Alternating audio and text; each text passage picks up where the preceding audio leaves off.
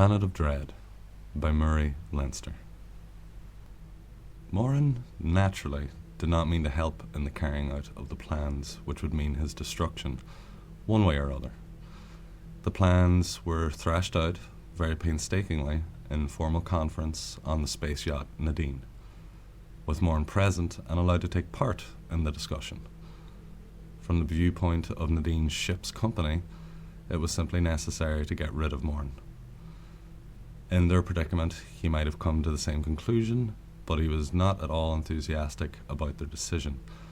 He would die of it.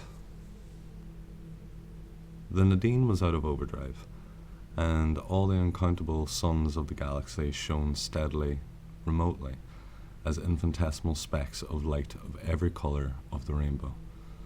2 hours since, the sun of this solar system had been a vast glaring disk off to port, with streamers and prominences erupting about its edges. Now it lay astern, and Moran could see the planet that had been chosen for his marooning. It was a cloudy world. There were some dim markings near one lighted limb, but nowhere else. There was an ice cap in view. The rest was clouds. The ice cap, by its existence and circular shape, proved that the planet rotated at a not unreasonable rate. The fact that it was water ice told much. A water ice cap said that there were no poisonous gases in the planet's atmosphere. Sulfur dioxide or chlorine, for example, would not allow the formation of water ice. It would have to be a sulfuric acid or hydrochloric acid ice. But the ice cap was simple snow. Its size, too, told about the temperature distribution on the planet. A large cap would have meant a large area with Arctic and subarctic temperatures, with small temperate and tropical climate belts. A small one like this meant wide tropical and subtropical zones. The fact was verified by the thick, dense cloud masses which covered most of the surface. All the surface, in fact, outside the ice cap. But since there were ice caps, there would be temperate regions. In short, the ice cap proved that a man could endure the air and temperature conditions he would find. Moran observed these things from the control room of the Nadine, then approaching the world on planetary drive. He was to be left here, with no reason ever to expect rescue. 2 of the Nadine's 4-man crew watched out the same port as the planet seemed to approach. Burleigh said encouragingly, "It doesn't look too bad, Moran." Moran disagreed, but he did not answer. He cocked an ear instead. He heard something. It was a thin, wobbling, keening whine. No natural radiation sounds like that. Moran nodded toward the all-band speaker. "Do you hear what I do?" he asked sardonically. Burleigh listened. A distinctly artificial signal came out of the speaker. It wasn't a voice signal. It wasn't an identification beacon, such as are placed on certain worlds for the convenience of interstellar skippers who need to check their courses on extremely long runs. This was something else. Call the others, Harper," Burleigh said. Harper, prudently with him in the control room, put his head into the passage leading away. He called, but Moran observed with grudging respect that he didn't give him a chance to do anything drastic. These people on the Nadine were capable. They'd managed to recapture the Nadine from him, but they were matter-of-fact about it.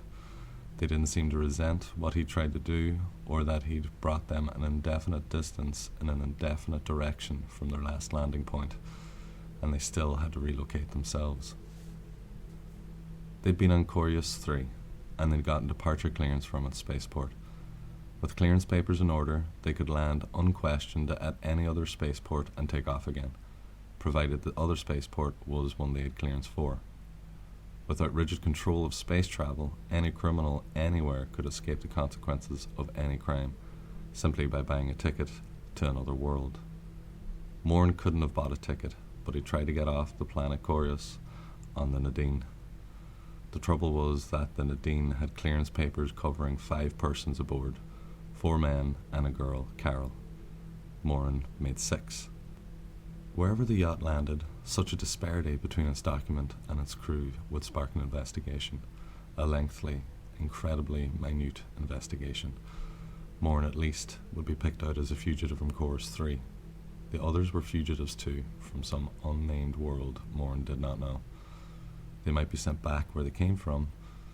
In effect, with 6 people on board instead of 5, the Nadine could not land anywhere for supplies. With 5 on board, as her papers declared, she could, and Moran was the extra man whose presence would rouse spaceport official suspicions of the rest, so he had to be dumped. He couldn't blame them. He'd made another difficulty too. Blaster in hand, he'd made the Nadine take off from Chorus 3 with a trip tape picked at random for guidance. But the trip tape had been computed for another starting point, and when the yacht came out of overdrive, it was because the drive had been dismantled in the engine room, so the ship's location was in doubt. It could have travelled at almost any speed in practically any direction for a length of time that was at least indefinite. A liner could relocate itself without trouble. It had elaborate observational equipment and tri-di star charts, but smaller craft had to depend on the galactic directory. The process would be to find a planet and check its climate and relationship to other planets, and its flora and fauna against descriptions in the directory. That was the way to find out where one was when one's position became doubtful. The Nadine needed to make a planetfall for this. The rest of the ship's company came into the control room. Burleigh waved his hand at the speaker. "Listen!" They heard it, all of them. It was a trilling, whining sound among the innumerable random noises to be heard in supposedly empty space. "That's a marker," Carol announced. "I saw a costume story tape once that had that sound in it. It marked a first landing spot on some planet or other, so the people could find the spot again. It was supposed to be a long time ago, though." "It's weak," observed Burleigh. "We'll try answering it." Moran stirred, and he knew that every one of the others was conscious of the movement, but they didn't watch him suspiciously. They were alert by long habit. Burleigh said they'd been underground people fighting the government of their native world, and they'd gotten away to make it seem the revolt had collapsed. They'd go back later when they weren't expected and start it up again. Moran considered the story probable. Only people accustomed to desperate actions would have remained so calm when Moran had used desperate measures against them. Burleigh picked up the transmitter microphone. "Calling ground," he said briskly. "Calling ground. We pick up your signal. Please reply." He repeated the call over and over and over. There was no answer. Cracklings and hissings came out of the speaker as before, and the thin, reedy, wabbling whine continued. The Nadine went on toward the enlarging cloudy mass ahead. "Well," Burleigh said. "I think," Carol said, "that we should land. People have been here. If they left a beacon, they may have left an identification of the planet. Then we know where we are and how to get to Loris." Burleigh nodded. The Nadine had cleared for Loris. That was where it should make its next landing. The little yacht went on. All 5 of its proper company watched as the planet's surface enlarged. The ice cap went out of sight around the bulge of the globe, but no markings appeared. There were cloud banks everywhere, probably low down in the atmosphere. The darker vague areas previously seen might have been highlands. "I think," said Carol to Moran, "that if it's too tropical where the signal's coming from, we'll take you somewhere near enough to the ice cap to have an endurable climate. I've been figuring on food too. That will depend on where we are from Loris, because we have to keep enough for ourselves, but we can spare some. We'll give you the emergency kit anyhow." The emergency kit contained antiseptics, seeds, and a weapon or two, with elaborate advice to castaways. If somebody were wrecked on an even possibly habitable planet, the especially developed seed strains would provide food in a minimum of time. It was not an encouraging thought, though, and Moran grimaced. She hadn't said anything about being sorry that he had to be marooned. Maybe she was, but rebels learn to be practical or they don't live long. Moran wondered, momentarily, what sort of world they came from and why they had revolted, and what sort of setback to the revolt had sent the 5 off in what they considered a strategic retreat, but their government would think defeat. Moran's own situation was perfectly clear. He'd killed a man on Chorus 3. His victim would not be mourned by anybody, and somebody formerly in very great danger would now be safe, which was the reason for what Moran had done.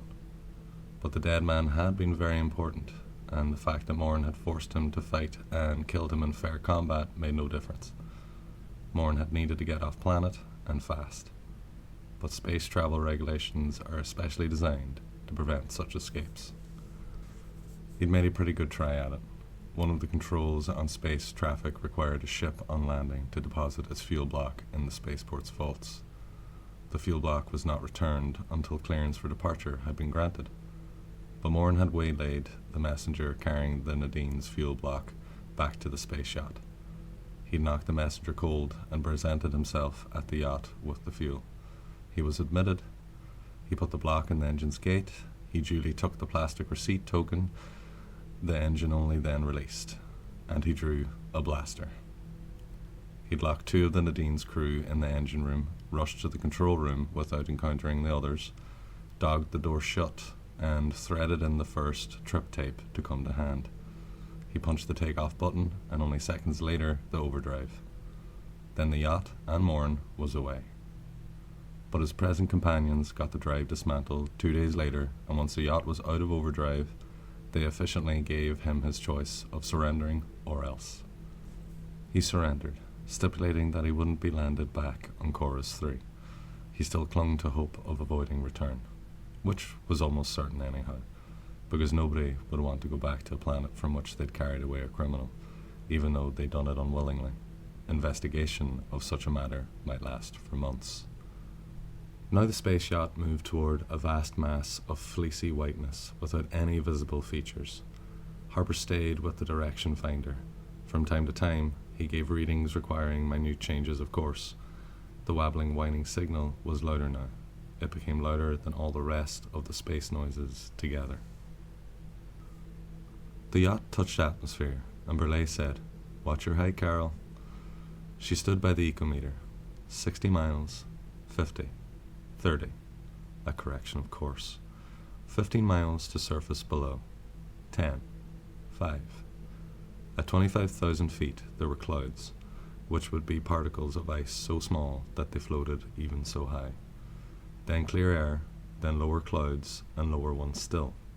It was not until 6,000 feet above the surface that the planet-wide cloud level seemed to begin. From there on down it was pure opacity. Anything could exist in that dense, almost palpable greyness. There could be jagged peaks. The Nadine went down and down. At 1,500 feet above the unseen surface, the clouds ended. Below there was only haze. One could see the ground at least, but there was no horizon. There was only an end to visibility. The yacht descended as if in the centre of a sphere in which one could see clearly nearby, less clearly at a little distance, and not at all beyond a quarter mile or so. There was a shaded, shadowless twilight under the cloud bank. The ground looked like no ground ever seen before by anyone. Off to the right, a rivulet ran between improbable seeming banks. There were a few very small hills of most unlikely appearance. It was the ground, the matter on which one would walk, which was strangest. It had colour, but the colour was not green. Much of it was a pallid, dirtyish yellow-white, but there were patches of blue and curious veinings of black, and here and there were other colours, all of them unlike the normal colour of vegetation on a planet with a Sol-type sun. Harper spoke from the direction finder. "The signal's coming from that mound yonder."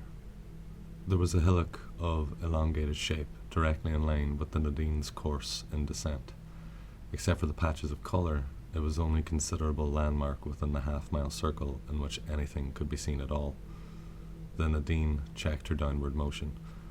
Interplanetary drive is rugged and sure, but it does not respond to fine adjustment. Burleigh used rockets, issuing great bellowings of flame to make actual contact. The yacht hovered, and as the rocket flames diminished slowly, she sat down with practically no impact at all. But around her there was a monstrous tumult of smoke and steam. When the rockets went off, she lay in a burned-out hollow some 3 or 4 feet deep, with a bottom of solid stone. The walls of the hollow were black and scorched. It seemed that at some places they quivered persistently. There was silence in the control room, save for the whining noise, which now was almost deafening. Harper snapped off the switch. Then there was true silence. The space yacht had come to rest possibly 100 yards from the mound, which was the source of the space signal. The mound shared the peculiarity of the ground as far as they could see through the haze. It was not vegetation in any ordinary sense.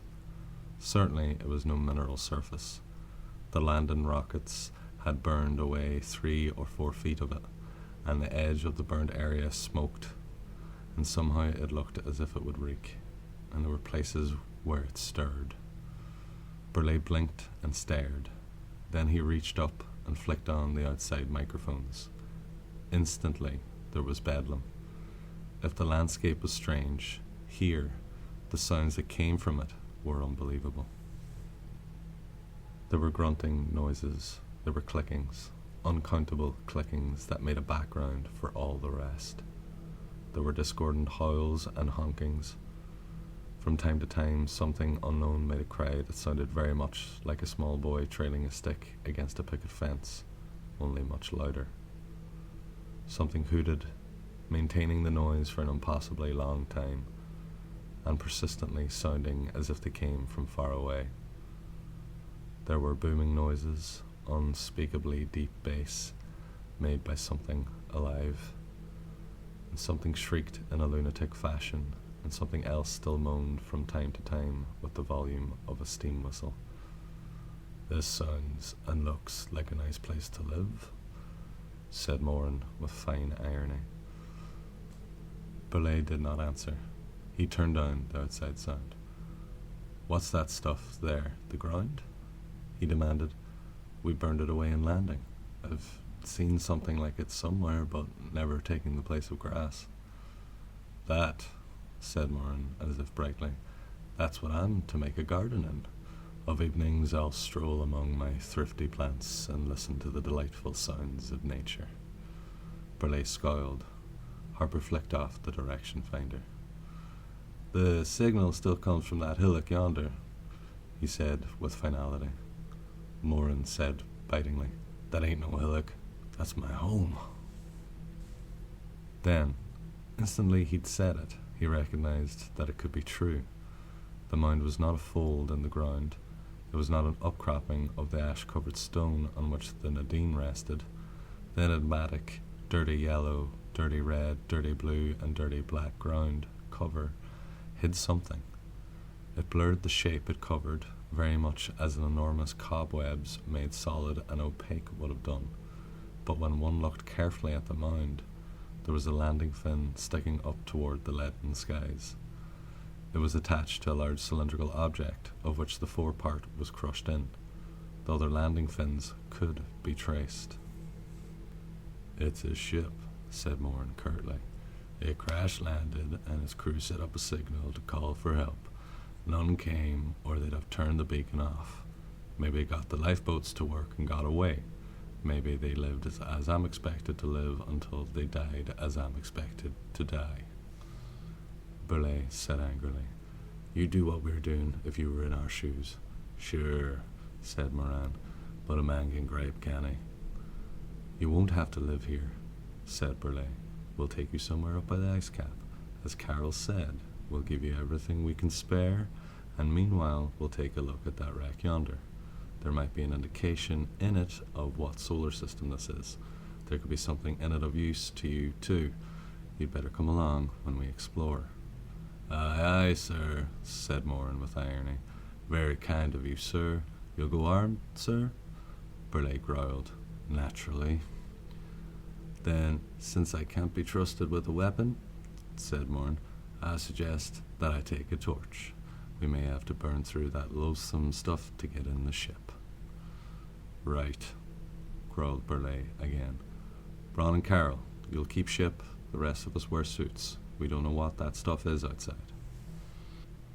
Moran silently went to the spacesuit rack and began to get into his suit. Modern spacesuits weren't like the ancient crudites with bulging metal casings and enormous globular helmets. Non-stretch fabric took the place of metal, and constant volume joints were really practical nowadays. A man could move about in a late model spacesuit almost as easily as in ship clothing. The others of the landing party donned their special garments with the brisk absence of fumbling that these people displayed in every action. "If there's life left," Carol said, "Moran might be able to do something with it." "Ah, yes," said Moran. "It's very likely that the ship hit hard enough to kill everybody aboard, but not smash the boats." "Somebody survived the crash," said Burleigh, "because they set up a beacon. I wouldn't count on a boat, Moran." "I don't," snapped Moran. He flipped the fastener of his suit. He felt all the openings catch. He saw the others complete their equipment. They took arms. So far they had seen no moving thing outside, but arms were simple sanity on an unknown world. Moran, though, would not be permitted a weapon. He picked up a torch. They filed into the airlock. Then a door closed. The outer door opened. It was not necessary to check the air specifically. The suits would take care of that. Anyhow, the ice cap said there were no water-soluble gases in the atmosphere, and a gas can't be an active poison if it can't dissolve. They filed out of the airlock. They stood on ash-covered stone, only slightly eroded by the processes which made life possible on this planet. They looked dubiously at the scorched, indefinite substance which had been ground before the Nadine landed. Moran moved scornfully forward. He kicked at the burnt stuff. His foot went through the char. The hole exposed a cheesy mass of soft matter which seemed riddled with small holes. Something black came squirming frantically out of one of the openings. It was 8 or 10 inches long. It had a head, a thorax, and an abdomen. It had wing cases. It had 6 legs. It toppled down the stone on which the Nadine rested. Agitatedly, it spread its wing covers and flew away, droning loudly. The 4 men heard the sound above even the monstrous cacophony of cries and boomings and grunts and squeaks, which seemed to fill the air. What the devil? Moran kicked again. More holes, more openings, more small tunnels in the cheese-like, curd-like stuff. More black things squirming to view in obvious panic. They popped out everywhere. It was suddenly apparent that the top soil here was a thick and blanket-like sheet over the whitish stuff. The black creatures lived and thrived in tunnels under it. Carol's voice came over the helmet phones. "They're bugs," she said incredulously. "They're beetles. They're 20 times the size of the beetles we humans have been carrying around the galaxy, but that's what they are." Moran grunted. Distastefully, he saw his predicament made worse. He knew what had happened here. He could begin to guess at other things to be discovered. It had not been practical for men to move on to new planets and subsist upon the flora and fauna they found there. On some new planets, life had never gotten started. On such worlds, a highly complex operation was necessary before humanity could move in. A complete ecological complex had to be built up. Microbes to break down the rock for soil, bacteria to fix nitrogen to make the soil fertile, plants to grow in the new-made dirt, and insects to fertilize the plants so they would multiply, and animals and birds to carry the seeds planet-wide. On most planets, to be sure, there were local aboriginal plants and animals, but still terrestrial creatures had to be introduced if a colony was to feed itself. Alien plants did not supply satisfactory food, so an elaborate adaptation job had to be done on every planet before native and terrestrial living things settled down together. It wasn't impossible that the scuttling things were truly beetles, grown large and monstrous under the conditions of a new planet and the ground. "This ground stuff," said Moran distastefully, "is yeast or some sort of toadstool growth. This is a seedling world. It didn't have any life on it, so somebody dumped germs and spores and bugs to make it ready for plants and animals eventually. But nobody's come back to finish the job." Burleigh grunted, a somehow surprised assent, but it wasn't surprising, not wholly so. Once one mentioned yeasts and toadstools and fungi generally, the weird landscape became less than incredible, but it remained actively unpleasant to think of being marooned on it. "Suppose we go look at that ship," said Moran unpleasantly. "Maybe you can find out where you are, and I can find out what's ahead of me." He climbed up on the unscorched surface. It was elastic. The parchment-like top skin yielded. It was like walking on a mass of springs. "We better spread out," added Morin, "or else we'll break through the skin and be floundering in this mess." "I'm giving the orders, Morin," said Burleigh shortly. "But what you say does make sense." He and the others joined Morin on the yielding surface. Their footing was uncertain, as on a trampoline. They staggered. They moved toward the hillock, which was a covered-over wrecked ship. The ground was not as level as it appeared from the Nadine's control room. There were undulations, but they could not see more than a quarter mile in any direction. Beyond that was mist, but Burleigh, at one end of the uneven line of advancing men, suddenly halted and stood staring down at something he had not seen before. The others halted. Something moved. It came out from behind a very minor spire of whitish stuff that looked like a dirty sheet stretched over a small stone. The thing that appeared was very peculiar indeed. It was a worm, but it was a foot thick and 10 feet long, and it had a group of stumpy legs as its fore end, where there were eyes hidden behind bristling hair-like growths, and another set of feet at its tail end. It progressed sedately by reaching forward with its forepart, securing a foothold, and then arching its middle portion like a cat arching its back, to bring its hind part forward. Then it reached forward again. It was of a dark olive colour from one end to the other. Its manner of walking was insane, but somehow sedate. Morin heard muffled noises in his helmet phone as the others tried to speak. Carol's voice came anxiously. "What's the matter? What did you see?" Morin said with savage precision, "We're looking at an inchworm, grown up like the beetles, only more so. It's not an inchworm anymore, it's a yardworm." Then he said harshly to the men with him, "It's not a hunting creature on worlds where it's smaller. It's not likely to have turned deadly here. Come on." He went forward over the singularly bouncy ground. Others followed. It was to be noted that Hallett, the engineer, avoided the huge harmless creature more widely than most. They reached the mound, which was the ship. Morin unlimbered his torch. He said sardonically, "This ship won't do anybody any good. It's old style. That thick belt around its middle was dropped 100 years ago or more." There was an abrupt thickening of the cylindrical hull at the middle. There was an equally abrupt thinning again toward the landing fins. The sharpness of the change was blurred over by the revolting ground stuff growing everywhere. "We're going to find that this wreck has been here a century at least." Without orders, he turned on the torch. A 4-foot flame of pure blue-white leaped out. He touched its tip to the fungoid soil. Steam leapt up. He used the flame like a gigantic scalpel, cutting a square a yard deep in the whitish stuff, and then cutting it across and across to destroy it. Thick fumes arose, and quiverings and shakings began. Black creatures in their labyrinths of tunnels began to panic off to the right. The blanket-like surface ripped, and they poured out. They scuttled crazily here and there. Some took to wing. By instinct, the other men, the armed ones, moved back from the smoke. They wore space helmets, but they felt that there should be an intolerable smell. Morin lashed and lashed angrily with the big flame, cutting away to the metal hull that had fallen here before his grandfather was born. Sometimes the flame cut across things that writhed, and he was sickened. But above all, he raged because he was to be marooned here. He could not altogether blame the others. They couldn't land at a colonized world with him on board without his being detected as an extra member of the crew.